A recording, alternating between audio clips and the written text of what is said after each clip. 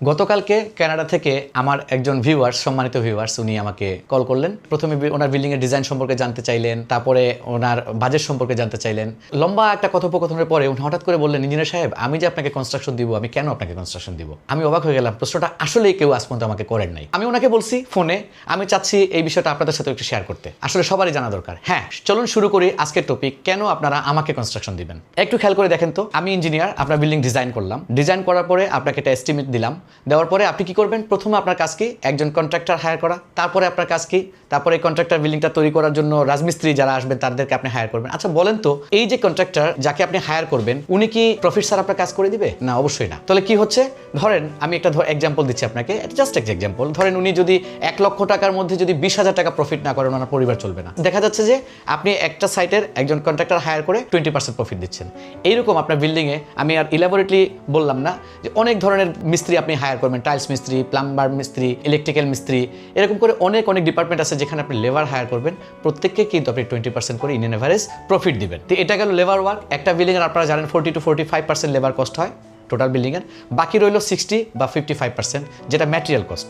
এখন material cost আপনি purchase করবেন যে ম্যাটেরিয়ালগুলো, সেটা আপনি once in a life or twice in a life. আসলে আমি বলতে চাচ্ছি, কিছু মনে করবেন না ভিউয়ার, সাধারণত যারা বিল্ডিং বানান তারা 1-2টা বিল্ডিং জীবনে বানান, হয়তো যারা বিত্তশালী তারা আরও কয়েকটা বানান। কিন্তু আমরা দেখেন, আমরা কিন্তু বিত্তশালী না, কিন্তু আমরা প্রতি বছর প্রতি মাসেই বিল্ডিং বানাই। কেন? কারণ আমাদের প্রফেশনই এটা। তো এখন দেখা যাচ্ছে যে যারা ম্যাটেরিয়াল সাপ্লায়ার, তাদের সাথে যে আমাদের যে লিঙ্ক থাকে, আমরা যে ফ্যাসিলিটিসগুলো তাদের কাছ থেকে পাই, এই ফ্যাসিলিটিসগুলো আপনারা পাবেন না, চাইলেও পাবেন না। তারপর আপনারা অনেকে জানেনও না কোথা থেকে মানসম্মত ম্যাটেরিয়ালস আনা লাগবে, এটাও আপনারা অনেকে ইনফরমেশন জানেন না।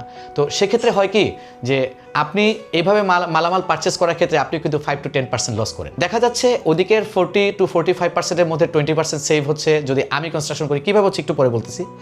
আর এদিকে আবার ম্যাটেরিয়াল পারচেসিংয়ের ক্ষেত্রে 5 to 10% সেভ করতেছি আমি আপনার থেকে। অর্থাৎ যে বিল্ডিংটা তৈরি করবেন আপনি আমার এস্টিমেশন দিয়ে, সেই বিল্ডিংটাই আমি ওই এস্টিমেশনে তৈরি করব, কিন্তু আমি যে সেভিংসটা করবো যেটা আপনি করতে পারবেন না।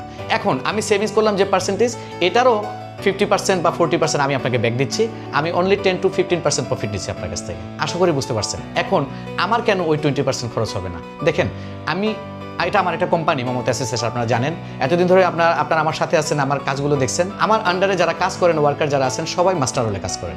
অর্থাৎ এখানে যারা রাজমিস্ত্রি আছেন, যারা টাইলস মিস্ত্রি আছেন, যারা ইলেকট্রিক্যাল মিস্ত্রি আছেন, যারা আমার আন্ডারে কাজ করেন, সবাই আমার কাছে মাস্টার রোল বেসিসে কাজ করেন। অর্থাৎ আমি তাদের কন্ট্রাক্টর। সো দ্যাট আমি একাই যখন আমি তাদের সবার কন্ট্রাক্টর, তো আমি সবার কাছ থেকে একটা প্রফিট নিলে চলে। মানে ভাগ করে করে সবাইকে প্রফিট দেওয়ার থেকে সবার প্রফিটকে নিয়ে আমি একটা প্রফিট নিলাম, বাকিটা আপনাকে ব্যাক করে দিলাম। তো এই হলো আমার বিজনেস পলিসি আর কি। আসলে এইভাবেই আমি কনস্ট্রাকশন করে থাকি। আমি যে কনস্ট্রাকশন করি, আমি নিজে একটা মুনাফা করি এবং পাশাপাশি আমার যিনি বিল্ডিং ওনার আছেন ওনাকেও মুনাফা করে দিই। এর জন্য আপনারা দেখবেন যে প্রত্যেকটা বিল্ডিংয়ের ক্লায়েন্টের সাথে আমার কিন্তু একটা লাইফ টাইম রিলেশন তৈরি হয়ে যায়। কারণ ওনারা বুঝতে পারেন, কাজ করতে করতে ধাপে ধাপে ওনারা বুঝতে পারেন যে ওনাদের কতটুকু সেভিংস আমি ওনাদেরকে করাই দিচ্ছি। আসলে আমার ব্যক্তিগত একটা ব্যবসায়িক ব্যাপার আপনাদের সাথে আজকে শেয়ার করা। আসলে এটা আসতো না কথাটা যদি আমাকে কানাডা থেকে ওই ভাই ফোন না দিতেন। তো ভালো থাকবেন ভিউয়ার্স, আসসালামু আলাইকুম। Momota Associates. It's time to create history.